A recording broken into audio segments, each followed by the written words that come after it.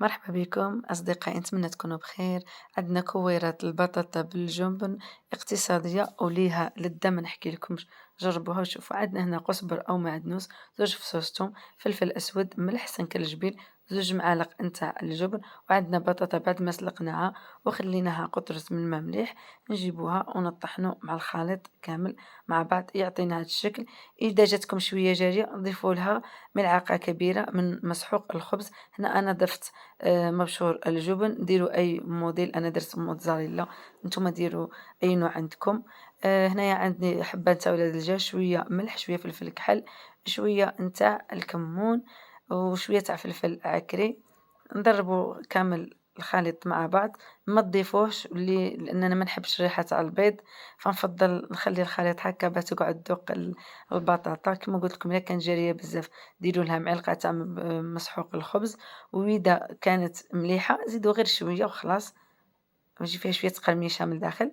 نغمسو يدينا بشوية تاع الزيت ونكوروهم الكويرات، نحطوهم في مبشور الخبز، ثم نضيفوهم إلى البيض.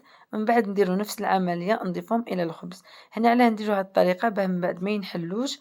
وتبغيو ديرو العكس ديرو العكس، كل واحد وكيفاش. أنا هكا يعجبوني من تجي الخبزة هاذيك من برا ما فيهاش البيض، تجي مقرمشة هكذا، تجي فيها لذة رائعة. صدقوني ديروها والله ما غادي تندموا. تقدروا توجدوها هكا كويرات وديروها في ان بواط وتدحوها في الثلاجة في الفريزر نورمال، وتخليوها كل ما تحبوا تقليو غير تجبدوها واجدة، خاصة للناس اللي خدامة، للنساء اللي عندهم دراري ما عندهمش الوقت. قبل الفطور تجبدوها بثلاث دقائق ولا تقلوها وتقدموها ساخنة. هنايا نسخنوا الزيت، ومن بعد نقصوا الزيت ونخليوها حتى طيب على نار هادية وتتحمر، تعطينا اللون كما راكم تشوفوا هكا ذهبي. شتو كي تجي شغل هكا تحسبوا دايرين فيها الخميرة، لكن هي بوحدها تجي ما شاء الله.